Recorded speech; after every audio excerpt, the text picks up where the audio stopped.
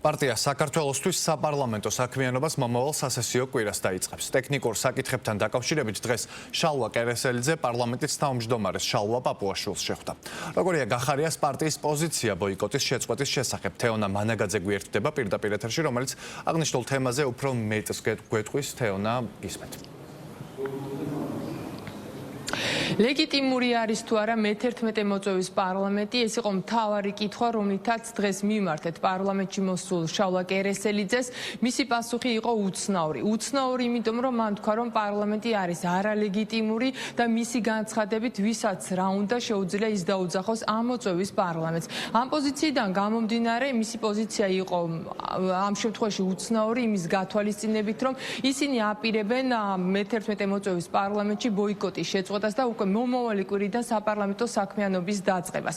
შალვა კერესელიძე ამბობს, რომ ბოიკოტის შეწყვეტის თაობაზე მისმა პარტიამ მიიღო რთული და მძიმე გადაწყვეტილება, თუმცა როგორც მან განაცხადა, ამ გადაწყვეტილების მიზეზი იყო ქვეყნისა და ხალხის ინტერესები. შალვა კერესელიძე აღნიშნავს იმას, რომ დღეს ქვეყანაში პოლიტიკური პროცესი არის გაჩერებული.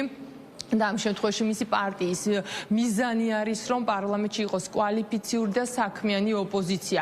დღეს შალვა კერესელიძეს ვკითხეთ, ბუნებრივი არის ნაციონალური მოძრაობის მწვავე კრიტიკასთან დაკავშირებით, სადაც პარტიის წევრებმა გიორგი გახარიას გუნდის გადაწყვეტილებას უწოდეს ღალატი. შალვა კერესელიძე ამბობს, რომ ამ შემთხვევაში ოპოზიციაში პოზიციები იყოფა სამოქმედო გეგმასთან დაკავშირებით. მან თქვა, რომ გიორგი გახარიას გუნდის პოზიცია არის, რომ ქვეყანაში ხელისუფლება შეიცვალოს არა გადატრიალების გზით, არამედ დემოკრატიული გზით.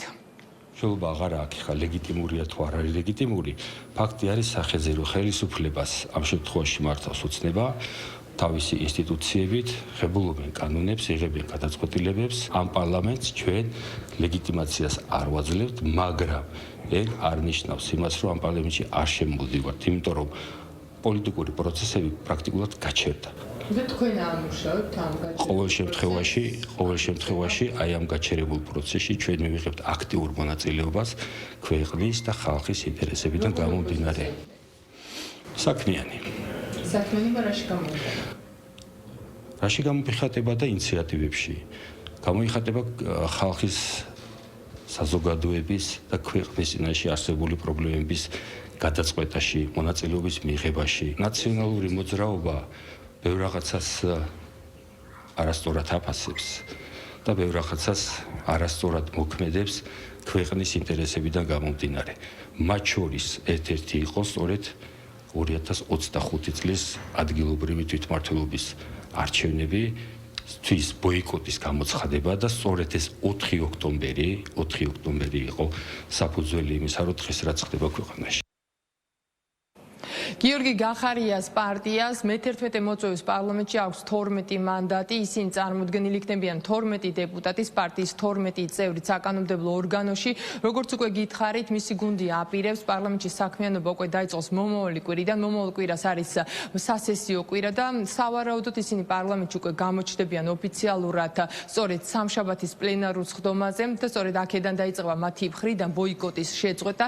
დღეს ტექნიკურ საკითხებთან დაკავშირებით იმის თაობაზე თუ როგორ უნდა წარიმართოს მათი საქმიანობა, ამ შემთხვევაში ტექნიკური მიმართულებით პარლამენტში შალვა კერესელიძე შეხვდა დღეს პარლამენტის თავმჯდომარეს შალვა პაპუაშვილს.